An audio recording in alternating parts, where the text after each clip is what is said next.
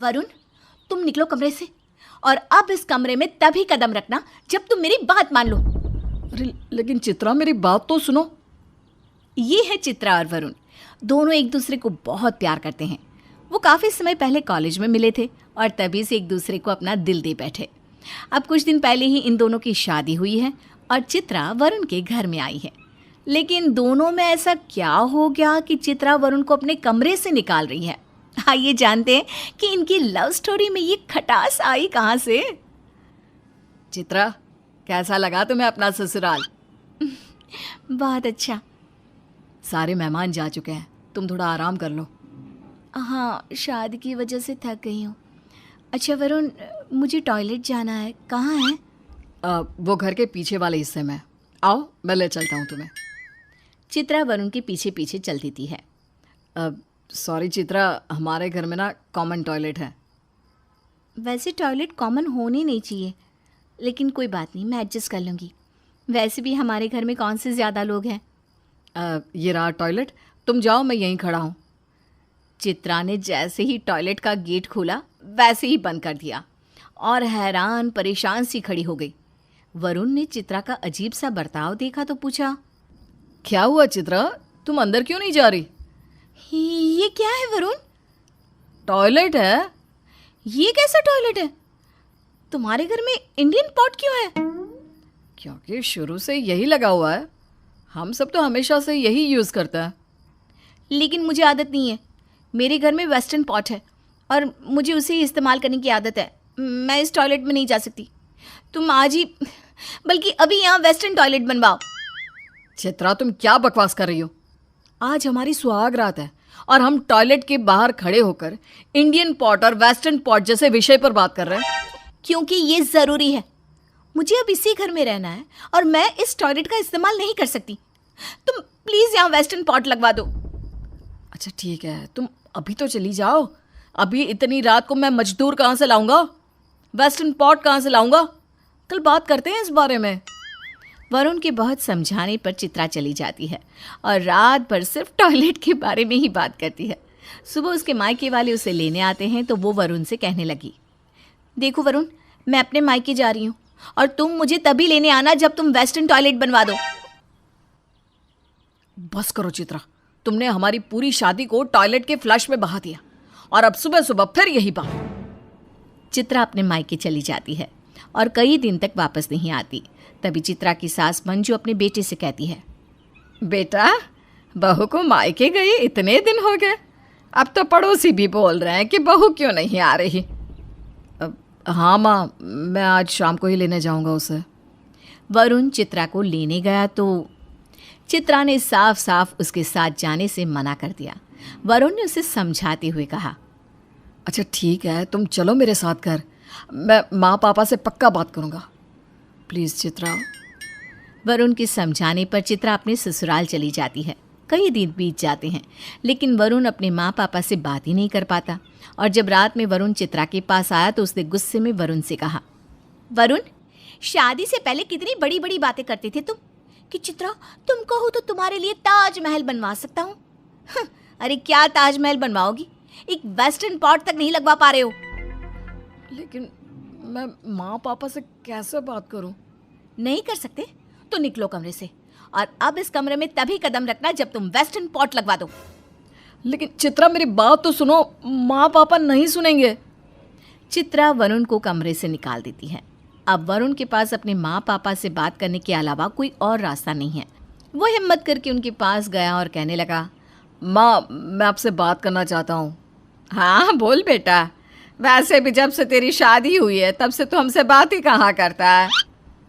माँ, चित्रा चाहती है कि टॉयलेट में इंडियन पॉट की जगह वेस्टर्न पॉट लगे। लेकिन बेटा क्यों, इंडियन पॉट में क्या खराबी है? माँ, उसे आदत नहीं है ना।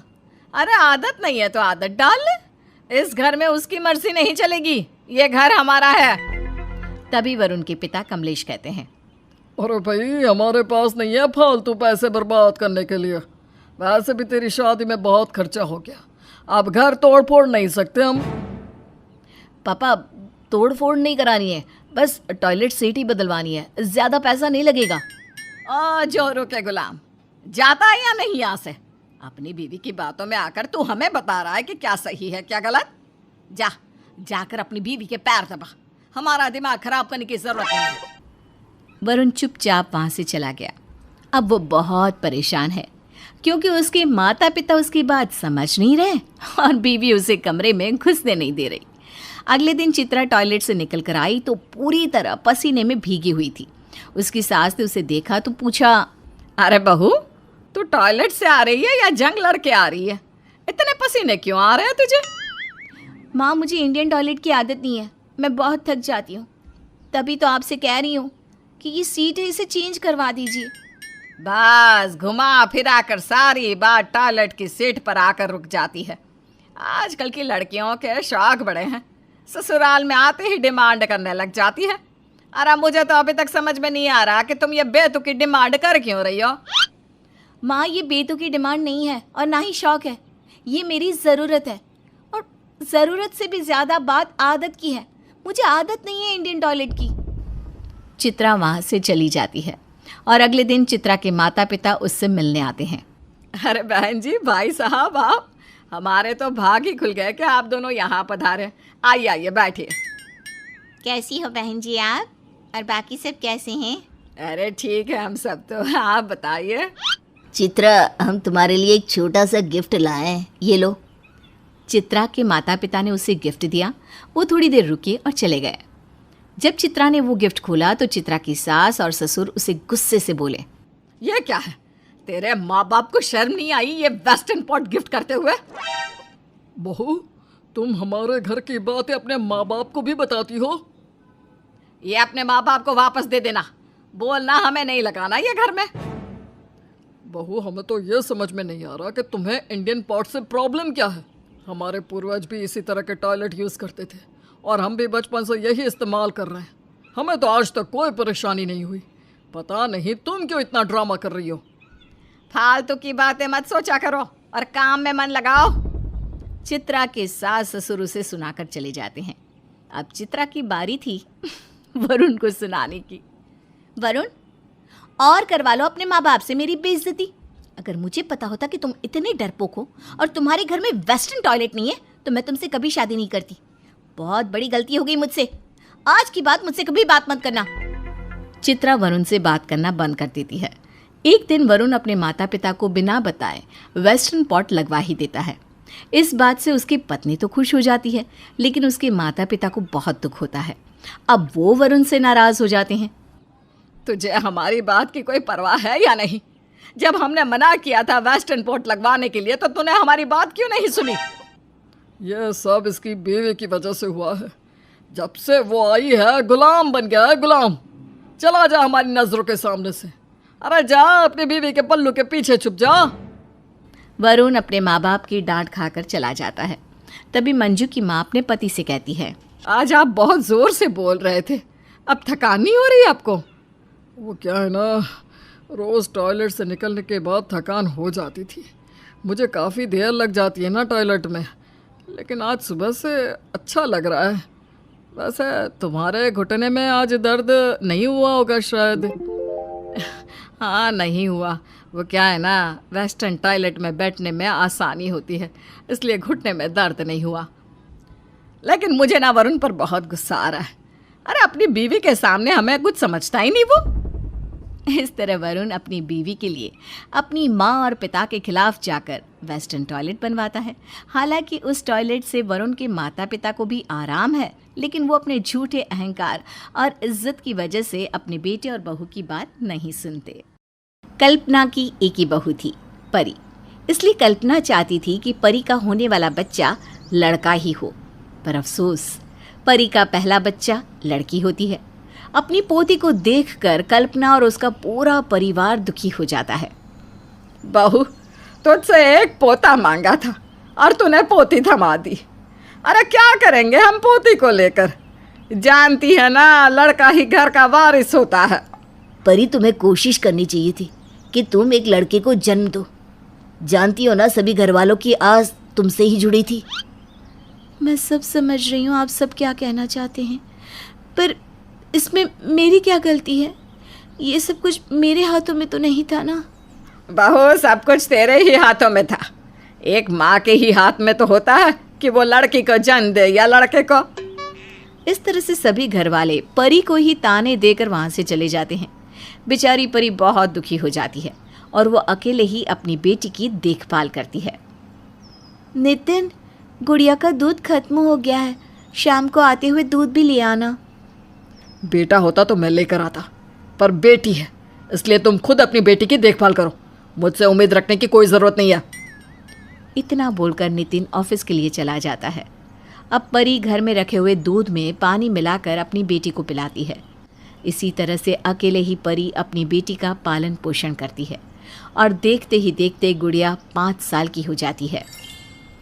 दादी, दादी, मुझे भी आपके साथ घूमने जाना है, मुझे भी अपने साथ बाहर ले चलो ना।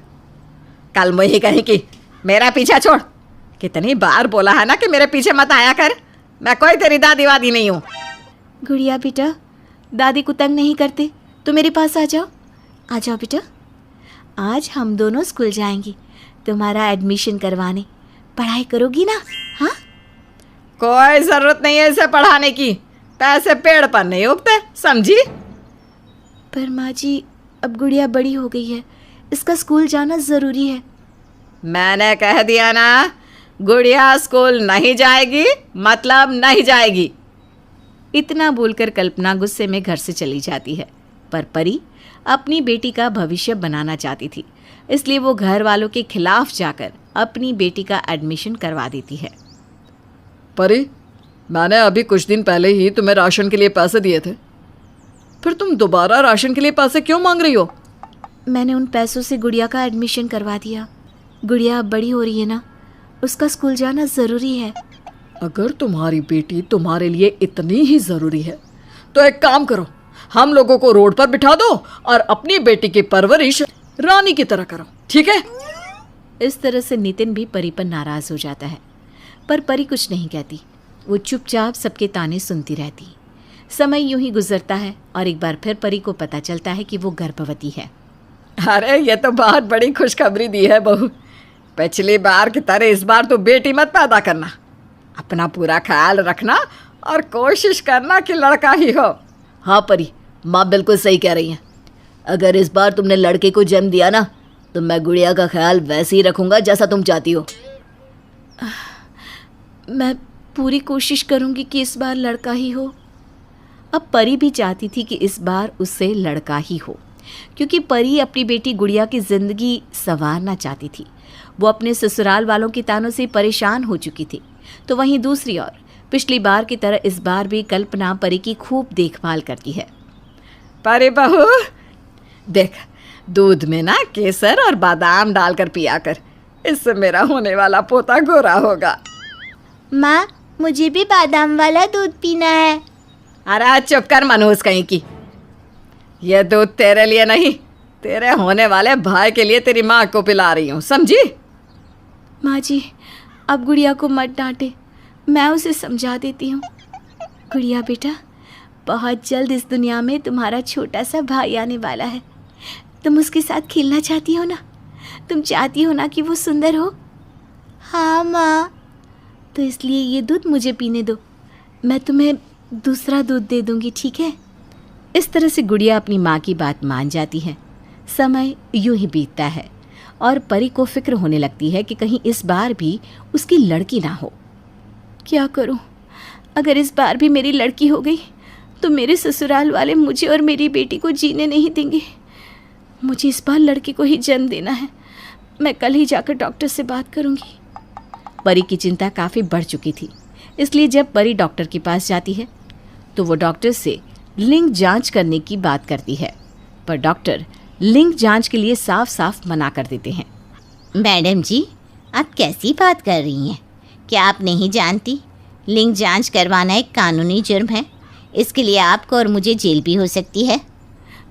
प्लीज़ डॉक्टर, मेरी मदद कर दीजिए। मुझे इस बार बेटा ही चाहिए। अगर इस बार मुझे बेटा नहीं हुआ तो मेरी बेटी की और मेरी ज़िंदगी बर्बाद हो जाएगी। मैडम, मैं आपका दर्द समझ सकती हूँ, पर मैं आपकी इसमें कोई मदद नहीं कर सकती। और वैसे भी लड़का होना या लड़की होना औरत के हाथ में नहीं, एक मर्द के हाथों में होता है। और लड़का हो या लड़की, आज के ज़माने में तो दोनों ही बराबर है। इस तरह से डॉक्टर परी को साफ साफ मना कर देती हैं और अपने कैबिन से बाहर करके दूसरे पेशेंट को देखने लगती है। डॉक्टर की बात सुनकर परी की चिंता और भी ज़्यादा बढ़ जाती है। अब क्या करूं जिससे मुझे लड़का ही हो? परी की बातें एक औरत सुन लेती है और उसकी परेशानी देखकर वो परी के पास जाती है और उससे कहती है, तुम चाहती हो ना कि तुम्हें लड़का ही हो? अगर तुम ऐसा सच में चाहती हो तो ऐसा हो सकता है। अच्छा, पर वो कैसे? मेरी जान पहचान में एक डॉक्टर है, वो एक दवाई देते हैं, उसे 3 महीने खाना, देखना तुम्हें लड़का ही होगा। वो डॉक्टर ना गारंटी के साथ दवाई देते हैं, बस उनकी फ़ीस थोड़ी ज़्यादा है। उनकी चाहे कितनी भी फीस क्यों ना हो, मैं भरने को तैयार हूँ। बस मैं चाहती हूँ इस बार मेरा लड़का ही हो। अब परी उस औरत की बातों में आ जाती है और उससे डॉक्टर का एड्रेस लेकर उस डॉक्टर से दवाइयाँ लेकर खाने लगती है। 3 महीने पूरे हो जाते हैं। अब परी का 7वां महीना शुरू हो जाता है। मैंने वो सब किया है जिससे कि मुझे लड़का हो। इस बार तो मेरा लड़का ही होगा। माँ, क्या हुआ? तुम किससे बात कर रही हो और अकेले अकेले क्यों हंस रही हो? बेटा, मैं तुम्हारे भाई से बात कर रही हूँ। वो बहुत जल्द इस दुनिया में आने वाला है ना। अच्छा, एक बात बताओ, क्या तुमने अपने भाई का नाम सोच लिया? नहीं माँ। नहीं सोचा तो अपने भाई के लिए प्यारा सा नाम सोचो। अब परी बहुत खुश थी क्योंकि उसे यकीन हो चुका था कि इस बार उसका लड़का ही होना है। समय यूं ही बीतता है और देखते ही देखते परी की डिलीवरी का दिन आ जाता है। पर ये क्या, इस बार भी परी एक बेटी को जन्म देती है। देख ले नितिन बेटा, तेरी बीवी मुझे पोते का मुंह नहीं दिखा सकती। दूसरी बार भी बेटे को जन्म दिया इसने। परी, क्या है ये सब कुछ? तुम तो बड़ा कह रही थी कि इस बार तुम लड़के को ही जन्म दोगी, फिर ये लड़की कहाँ से हो गई? अरे आखिर मैं 2 बेटियों को कैसे संभालूंगा? मुझे नहीं पता ये सब कुछ कैसे हो गया। मैंने हर वो कोशिश करी जिससे मुझे लड़का हो, फिर भी लड़की हो गई। परी अपने ससुराल वालों के सामने हाथ जोड़कर उस गलती की माफ़ी मांगती है जो उसने की ही नहीं थी, पर फिर भी उसके ससुराल वाले उसे माफ़ नहीं करते। अब सभी लोग उससे नाराज़ हो जाते हैं और इसीलिए परी अपनी बातें अपनी माँ से शेयर करती है। माँ, अब आप ही बताओ, इसमें मेरी क्या गलती है? मैं क्या करूं अगर मेरी 2 बेटियां हैं? बेटा, ये तेरे घर का मामला है, तुझे खुद ही देखना होगा। गलती तो तेरी ही है ना। भला 2 बेटी कौन पैदा करता है? एक बेटा तो पैदा कर लेती। माँ, तुम भी ऐसी बातें कर रही हो जबकि तुम खुद एक बेटी की माँ हो। बेटा, मैं भले ही एक बेटी की माँ हूँ, पर मेरे 2 बेटे भी तो हैं। अच्छा, रखती हूँ मैं, तेरे भाई घर आते होंगे। परी को अपनी माँ पर बहुत भरोसा था, पर परी की माँ भी ऐसे समय में उससे मुंह मोड़ लेती है। अब परी अपनी दोनों बेटियों के साथ बिल्कुल अकेली थी और परी के दोनों कंधों पर उसकी दोनों बेटियों का बोझ था। आ गई मनहूस अपनी दोनों बेटियों को लेकर। पता नहीं क्या सोचकर बेटी पर बेटी पैदा करी है इसने। गुड़िया बेटा, तुम यहाँ बैठकर आराम से खाना खाओ, जब तक मैं तुम्हारी छोटी बहन को दूध पिला देती हूँ। माँ, अब जल्दी से छोटी को दूध पिला दो, मुझे स्कूल के लिए लेट हो रहा है। अब गुड़िया खाना खाने लगती है। परी के पास उसकी बेटी के साथ घर के भी काम थे, जिस वजह से वो गुड़िया को स्कूल छोड़ने के लिए नहीं जा पाती। माँ, क्या कर रही हो? जल्दी चलो ना, स्कूल के लिए लेट हो रहा है। आज फिर मुझे स्कूल में डांट पड़ेगी। हाँ हाँ गुड़िया बेटा, बस 5 मिनट और, तुम्हारी दादी को नाश्ता दे दो, फिर चलते हैं। परी घर के कामों में लगी थी और नितिन ऑफिस के लिए निकल रहा था। अपने पिता को ऑफिस जाता देख अब गुड़िया अपने पिता के पास जाती है। पापा, मैं स्कूल के लिए लेट हो गई हूँ, आज आप मुझे छोड़ दो, माँ घर के कामों में बिजी है। मेरे पास फालतू का समय नहीं है, अपनी माँ से बोलो, और अगर उसके पास तुम्हारे लिए वक्त नहीं है तो तुम्हें स्कूल भेजना बंद कर दे। इस तरह से नितिन गुड़िया को वहीं छोड़कर ऑफिस चला जाता है। लेट होने की वजह से आज गुड़िया स्कूल नहीं जा पाती। अब इसी तरह से कुछ दिन बीत जाते हैं। परी के ऊपर घर की और अपनी दोनों बेटियों की जिम्मेदारी इतनी ज़्यादा थी कि वो गुड़िया पर सही से ध्यान नहीं दे पाती और गुड़िया गुड़िया, तुम एग्ज़ाम में फेल हो गई। तुम जानती हो ना मैं कितनी मेहनत से तुम्हें पढ़ा रही हूँ। सबके खिलाफ जाकर तुम्हारी दादी और तुम्हारे पिता तो चाहते भी नहीं कि तुम पढ़ाई करो, फिर भी मैं सबसे लड़कर तुम्हारे लिए इतना सब कुछ कर रही हूँ और तुम फेल हो गई। माँ मुझे माफ़ कर दो, पर स्कूल की इतनी ज़्यादा छुट्टी हो जाती है कि मेरा सिलेबस पीछे रह जाता है। बहाने बनाना बंद करो। मैं कल ही तुम्हारी टीचर से जाकर बात करूँगी। अगले दिन परी समय निकालकर अपनी छोटी सी बेटी के साथ गुड़िया के स्कूल जाती है, जहाँ वो उसके प्रिंसिपल से बात करती है। अब बेकार ही गुड़िया पर नाराज़ हो रही हैं। आपकी बेटी बहुत होनहार है, बस उसे थोड़ा टाइम दीजिए, ट्यूशन लगवाइए और थोड़ी छुट्टी कम करवाइए। अगर ऐसे ही चलता रहा तो वो पढ़ाई नहीं कर पाएगी। आई होप आप समझ रही होंगी कि मैं आपसे क्या कहना चाह रही हूँ। जी मैडम, मैं समझ गई कि आप क्या कहना चाहती हैं। गलती मेरी ही है, मैं ही अपनी बेटी पर ध्यान नहीं दे पा रही। परी गुड़िया की कंप्लेंट करने के लिए गई तो थी, पर प्रिंसिपल परी को ही कुछ अच्छी बातें समझा देती हैं। कुछ देर बाद परी अपनी दोनों बेटियों के साथ घर आती है, जहाँ वो देखती है कि पूरा घर फैला पड़ा है। घर इतना गंदा कैसे हो गया? मैं तो घर की अच्छे से सफाई करके गई थी। बहू, इस घर में इंसान रहते हैं और जिस घर में इंसान रहते हैं ना, वो घर बार बार गंदा भी होता है। मैं समझ गई माँ जी, ये सब आपका काम है ताकि मैं अपनी बेटी पर ध्यान ना दे सकूं। भला मैं ऐसा क्यों चाहूँगी कि तू अपनी बेटियों पर ध्यान ना दे? हाँ, बल्कि मैं तो चाहती हूँ कि तू अपनी बेटी पर ध्यान दे। और देख, तेरी बेटी बड़ी हो गई है, अब उसे स्कूल भेजना बंद करके घर के काम सिखा।